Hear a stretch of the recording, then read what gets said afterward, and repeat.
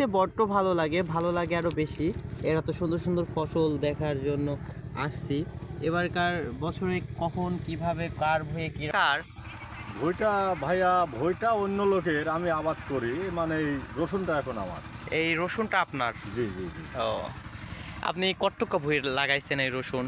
আমার মোটামুটি 2 থেকে 2.5 বিঘে জমি আমি আবাদ করছি রসুনের। আল্লাহ দিলি পরে, আল্লাহ যে রসুন দিছে দেখতে পাচ্ছেন, মানে ভুঁইতে আসলেই ভাই এক কথা জান শান্তি, ঠিক আছে? ভুঁয়েতে আসলে আপনার জান শান্তি হয়ে ভুঁইতে যায়? আসলেই ভাই জান শান্তি, মানুষের খায়া শান্তি, আমার দেখেই শান্তি। আল্লাহ, বুঝছেন, আল্লাহর নিয়ামত, আল্লাহ দান করছে। দেখেন আসলে এত সুন্দর রসুন, দেখেন এই দেখেন যে একটা রসুনের গাছ, দেখেন আমার মাজা সই, কোমর সই। অবশ্যই অবশ্যই। এটা গল্প না, আপনি দেখেন, দর্শকে দেখান যে আসলে এরকম ফসল কয়জন জন্মাতে পারে, ঠিক আছে? তো ভালো যদি মন থাকে, মনে যদি সাহস থাকে, মন যদি সঠিক থাকে, আল্লাহ অবশ্যই তাক ভালো জিনিস দান করে, ঠিক আছে?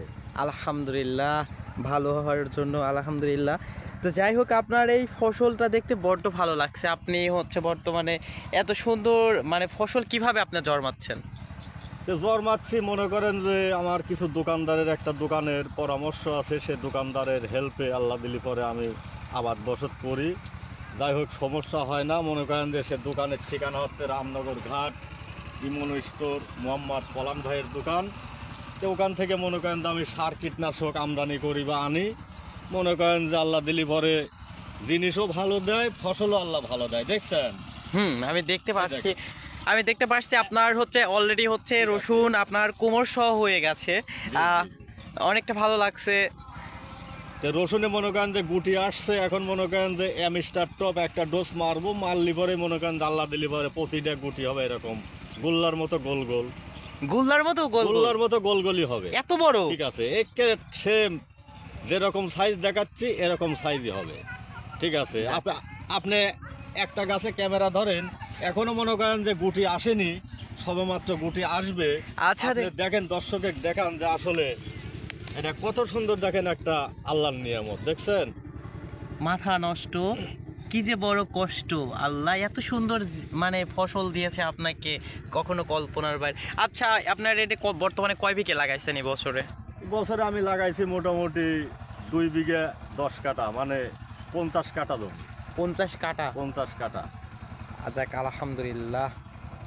2 এই বিঘে যে জমিতে আসছিলাম, ওই মাঝে মাঝে 2-1টা এই যে সুন্দর সুন্দর ঘাস হয়েছে, এই ঘাসগুলো মনে করেন যে খুব যত্ন সহকারে তুলতেছি, ঠিক আছে? মানুষ যেরকম মনে করেন একটা সন্তানের লালন পালন করে, আমি এই জমিগুলোতে সেভাবে পরিশ্রম করি, ঠিক আছে? আমার একবারে লাভিস হই, ঠিক আছে?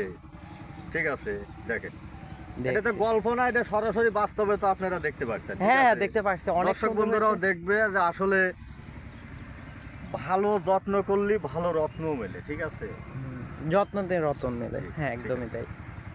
ভালো ছিল বিষয়। আল্লাহ আমাকে যে রসুন দিছে, এবারকার বছরে মনে করেন যে আমার দেখেই শান্তি ভাই, ঠিক আছে? দোয়া করেন আপনারা, আল্লাহ যেন ফসলটা ভালোভাবে আমাকে ঘরে নেওয়ার তৌফিক দান করে, ঠিক আছে? আল্লাহ যেন এবারের বাজারটাও ভালো দেয়, দিলি পরেই মনে করেন যে আর কি আশাবাদী।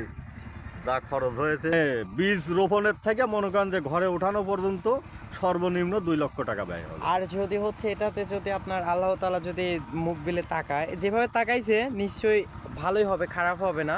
দোয়া করে নিশ্চয়ই ভালো যেন হয়।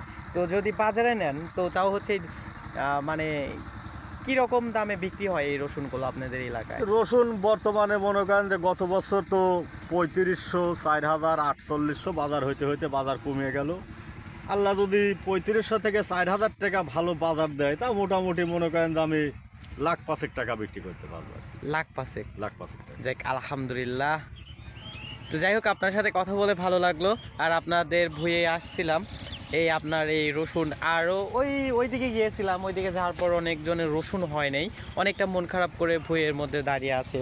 কিন্তু এখন আপনি দেখলাম আপনি অনেকটা, ঘটনা হচ্ছে কি, মানে যত্ন করলে রত্ন অবশ্যই মেলে, বুঝছেন? এইটা বিশ্বাস রাখবেন যে যত্নে রত্ন মেলে।